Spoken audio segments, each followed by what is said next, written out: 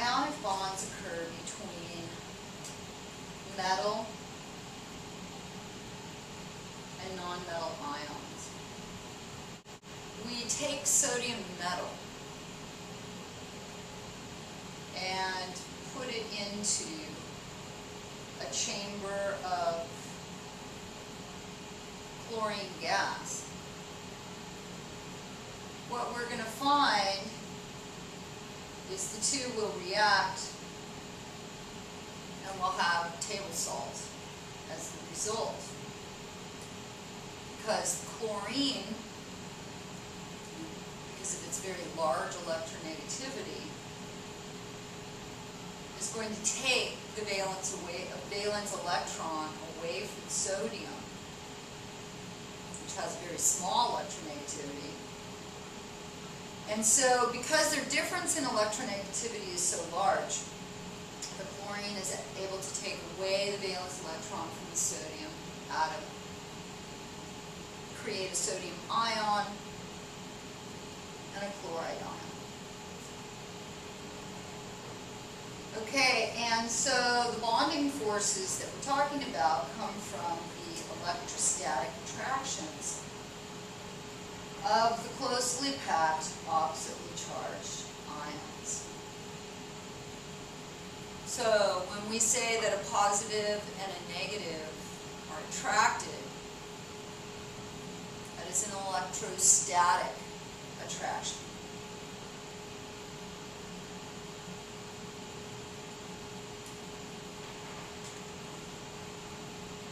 How strongly the ions attract one another in the solid state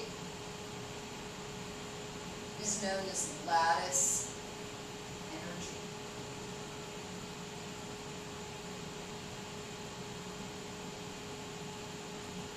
All right, now I'm going to say this again in class tomorrow, but one thing we need to keep in mind about ionic solids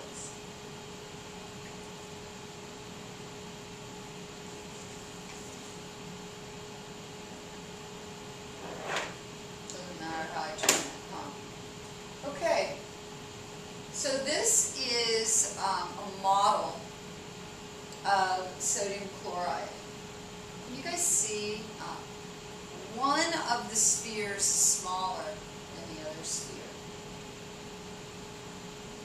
So this is going to represent sodium that has the smaller radius. Okay, now all ionic crystals or compounds, okay, we can call them salts. Okay, when I write the formula for sodium chloride, I write NaC. When we're writing simply sodium chloride, what we are expressing in NaCl is that the sodium and the chloride are in a 1-to-1 ratio. But in fact, when we find it in nature, you guys, we never find one sodium ion bonded to one chloride ion. We find it in these crystal patterns. Okay, we find salts, ionic compounds, in crystalline form. And so it's repeating patterns of sodium chloride, sodium chloride, sodium chloride. But we don't say Na35Cl35. Okay, we always write ionic compounds in their lowest whole number ratios to one another. So for every sodium, there's one chloride, and so we call it sodium chloride, NaCl. But in fact, you guys, they exist in these crystal structures. Now, depending on the ionic, the anion, the cation, they have very different crystalline patterns. This happens to be cubic. Sodium chloride is a cubic crystal. But crystals come in all different shapes. All right, now we say that it's lattice energy because this is a lattice work of ions. And I'll talk more about lattice work if you don't understand what I mean by a lattice. But it's like some kind of crisscrossing pattern is a lattice. Chain link fence is a lattice. This is a lattice. Alright. So, the greater the lattice energy, the higher the melting point of the salt. Okay, so this is the big thing. One of the big things I want you to take away from this is that you can predict relative melting points of one salt to another based on their lattice energy. The greater their lattice energy, the higher the melting point. That means the more energy it takes to disrupt that solid lattice and melt it into a liquid. So how do we determine lattice energy?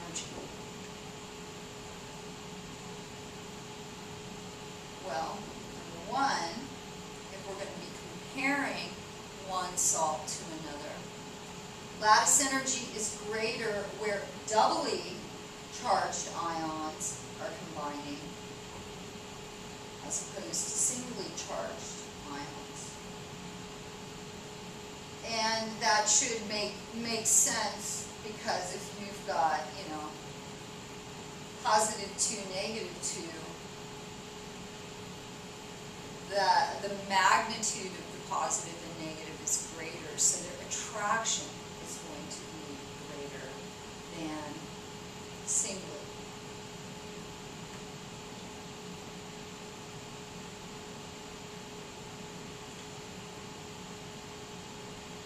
Lattice energy is reflecting how strongly the ions attract one another. Okay, so charge is taken into account. Ionic charge. The greater the ionic charge, the greater the lattice energy. The other thing that is taken into account when trying to determine and do some comparisons is the atomic radius. Okay, and the more tightly you can get those things packed in there, the greater lattice energy there's going to be, okay, the greater their force of attraction. Okay, so this is the formula for lattice energy.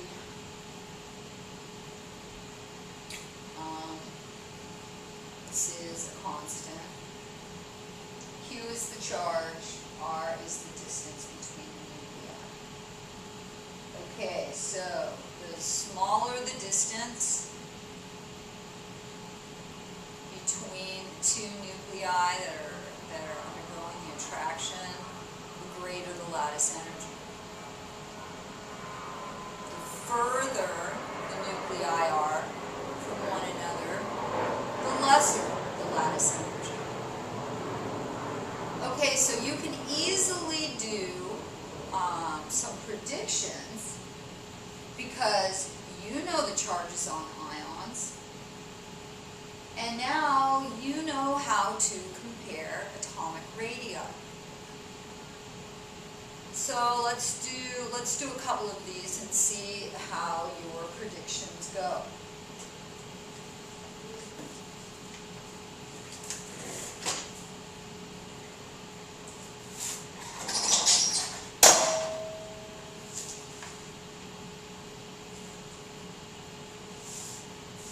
Potassium hydroxide versus sodium oxide, let's say. Okay, and the question I have for you is which of those two has got a greater lattice energy? All right, well, the first thing we're always going to do, you guys, we're going to see if there's any kind of differences going on with charges. So, this one's positive 1, negative 1, and this one is positive 1, but the charge on an oxide ion is -2. And so, because we've got a -2 charged ion here, the sodium oxide is going to have a higher lattice energy, greater lattice energy than the potassium hydroxide. So what that tells us is that sodium oxide is going to have a greater melting point. It's going to melt at a higher temperature. It takes more energy to destroy the lattice, right? The three-dimensional structure, crystalline structure of this salt compared to that salt. So greater lattice energy here. Okay, what about, so I'm going to pull a star, greater lattice energy. Okay, and what about sodium chloride and potassium chloride?